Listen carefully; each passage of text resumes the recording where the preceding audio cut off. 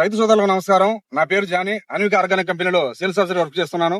ప్రస్తుతం మాచవరం మండలం బ్రాహ్మణపల్లి గ్రామ రైతు గోతుగట్ల ముసలయ్య గారి పత్తి పొలంలో ఉన్నాం. ఆయన ఒక వారం రోజుల క్రితం అన్విక కంపెనీ వారి వైఎల్ఎక్స్ కాంబో అనే ఉత్పాదన తీసుకొచ్చి పత్తి పంటలో పిచికారి చేసి ఉన్నారు. వాడక ముందు ఎలా ఉంది, వాడిన తర్వాత ఎలా ఉందని ముసలయ్య గారి మాటలు తీసుకున్నాం. ఏమండి, ఎలా ఉంది? వాడక ముందండి తెల్లదోమ పచ్చదోమ బరిగిందండి.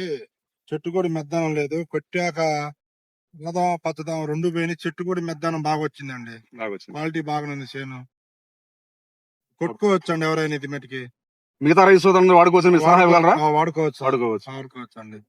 పత్తి పంటలో రసం పీల్చు పురుగులకు నివారణకు ఏకైక పరిష్కారం హనికా కంపెనీ వారి వైఎల్ఎక్స్ కాంబో అనే ఉత్పాదన వాడండి. పత్తి పొలంలో ప్రస్తుతం ఈ మొక్క పరిస్థితి ఇలా ఉంది. ఇంతకు ముందు గిడసబారి ఉన్న పత్తి పొలంలో వైఎల్ఎక్స్ కాంబో వాడిన తర్వాత పూర్తిగా విప్పారింది, గ్రీనిష్ వచ్చింది, హెల్దీగా ఉంది.